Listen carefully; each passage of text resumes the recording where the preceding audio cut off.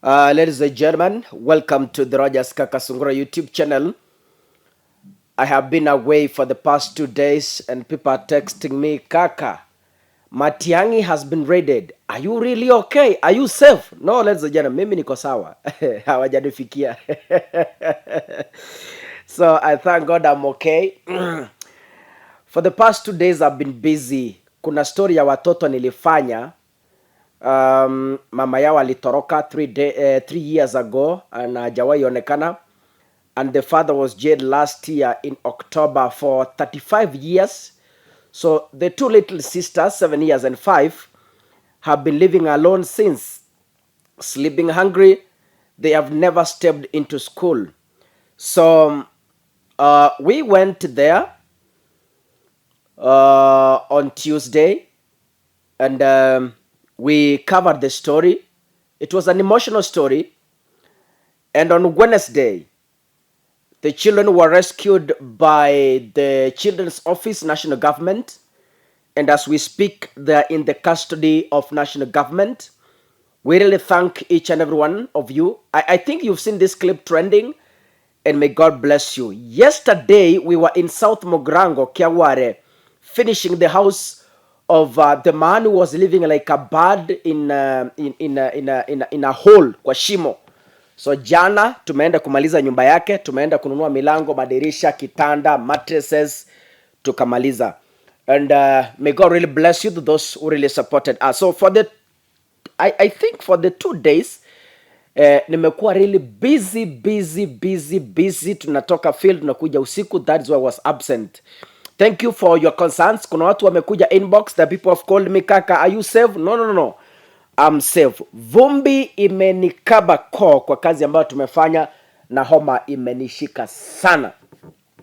Keep subscribing and turn on your notification bell so that once we upload a video, you are able to be notified. Ladies and gentlemen, we are on the ground changing lives. Atupigi siasa hapa peke yake, sisi tuko kwa ground changing lives, touching people who are needy, ladies and gentlemen, and we shall proceed.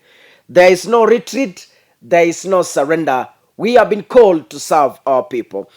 And back to the Kenyan politics now. And today, Kaka, I'm a staunch Christian, and I believe in prayers 100%, and I believe in the true God who rescued the children of Israel from Egypt. But as much as I'm a believer of the word, I personally read the Bible at my personal level. There are few things I want to comment. If God was to provide manna in the time of the Israelites, Kaka, I could not be here today. I could be seated and sleeping in the house, waiting for food from heaven. There are things, when I see them, I conclude mockery to God. Like now, people have gathered at Nyayo Stadium doing zero in rescuing the economy, but they want God to work miracles in rescuing this country. It's impossible. It doesn't work like that. David Ndii, an economist advisor to Kenya Kwanza, said, we are heading to Sri Lanka way. And I told you this last year, that Kenya is heading the Sri Lanka way. Gotabaya flew his own country because he couldn't manage the economy. He promised heaven only to deliver hell. Ruto promised heaven and he is delivering hell. That's the German. So there is no way you can organize a prayer to pray God to give you money when you are borrowing 25 billion every Thursday. God cannot give you money when you are fueling choppers, Air Force choppers to funerals. God cannot give you money when you guys are fueling choppers to prayer services every Sunday. and one chopper consumes 250,000 per hour, then you want to tell us you are misusing public funds, and you are telling us, it's like Mungu akupea pesa then uanze kumisuse. Mungu akuwezeshea bahati upate pesa na ulikuwa maskini, then you start misusing that cash, alafu zikiisha then you start asking God to again bless you. It is impossible. Stop mocking God. And this year we are experiencing the longest period of lack of rains. I thought you should know, for the first time in 10 years, we are experiencing the longest time lack of rain. I don't know if that English is working. For example, in Kisii, we have never had a 2 months consecutive drought. I can call it drought because for the people of Kisii County, this is severe. Sisi tukiwa na drought ya 2 weeks, tunalia na Mungu analeta mvua. But right now, since December, January and February is ending, we have never seen rain. It is worrying us. So Raila Odinga is telling William Ruto, it doesn't matter how much you pray, it doesn't matter how much you fast, you can never get away with electoral theft. Azimio has concrete evidence that you stole elections. It doesn't matter how much you cry to God. If you stole an election, that can never change. Even if you guys go and do prayers on Mount Elgon, there is no way the truth will never change. So Raila is saying, you must pay for the sins. It doesn't matter how long it will take. Fight towards electoral justice is not that easy. The journey began, and we are not looking back. There is no retreat, there is no surrender until justice is served. So Raila is warning the Kenya Kwanza regime that be notified. He is on the way coming with 8 million Kenyans to demand their justice during the 2022 general election. This is a very serious statement from Raila Odinga. Baba is saying they have concrete evidence that elections were smuggled. They have concrete evidence that no prayer or no fasting can counter. You can never change the truth. The truth will set this country free one day. And Kaka, I am not bragging, but I have a spirit of telling the future. I told you, Kenya will go the Sri Lanka way. And mark my words, keep them. You can go to KCB Bank and get a loan with my statement. Listen, Kenyans, I tell you and I repeat, things are not going to be the same as you think. The journey ahead of us, it needs sacrifice and people who have let their lives to die. Listen again. The journey is not for the faint-hearted. It's going to be messy with casualties. Listen, I repeat.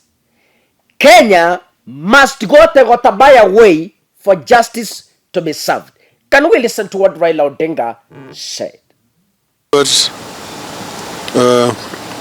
Senators, members of the media, Amjambo. Well, as Honorable Stewart Mazayo, our leader in the Senate, has said, this was a luncheon that I hosted to welcome these senators As you know, recently we had a retreat in Manzoni with our members of the National Assembly, and we discussed a lot of issues affecting our country today. This afternoon, we have had very cordial discussions with members of the Senate, and we have shared information. They have also briefed us about the development in Parliament in general. The changes that have taken place, I'm happy to announce that our leadership in the Senate is now the leader. The minority leader is Honorable Stewart Mazayo, deputed by Honorable Senator Enoch Wambua from Kitui, and the whip is Honorable Ledama Olekina, deputized by Honorable Edwin Sifuna. And that is our lineup in the Senate. This is because some officials who were there before have opted to now work with the majority party in the Senate. And we want to be very focused. So I've asked our team to continue to represent Azimio effectively in the House. Azimio stands for the defense of the people of Kenya, the interests of our people in the House. And we want them to continue to articulate issues which are affecting our people right now. We have also talked about the challenges that this country is facing today. The issue of electoral justice that we have been talking about. And this is not an issue that is going to die until it is properly resolved. We have shown beyond any doubt that the elections were rigged. And it doesn't matter how many times Mr. Ruto shouts, how many times he prays.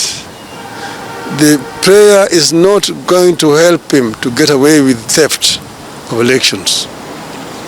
Kenyans must defend electoral justice. People fought for a long time to bring multi-party back to this country.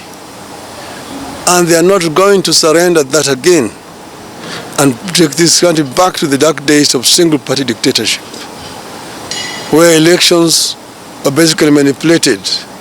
Sometimes they are Mlolongo elections. Other people have raised issues that, why did you raise these issues in the Supreme Court?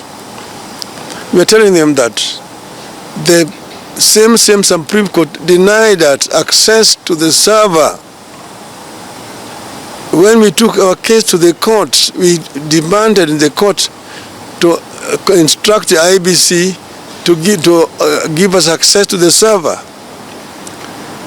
The service provider, the company called Mathematics, refused to allow us. They even wrote a letter, which even the media has got, saying that they cannot allow us into the server because that will infringe their proprietary rights. But after that time, we have ourselves been able to hire experts and get to the server. And we have exposed the information. We have shown the whole world the information, what is in the server. If they want Kenya to be led by a minority, fine, but Kenyans have to make that decision themselves. Do we wish to put these things under the carpet? Somebody got 5.9 million votes. Other person got 8.1 million votes. Those are the facts. Those are the facts which should not be swept under the carpet. We must defend electoral justice in our country. This is what we were told our members of parliament to do.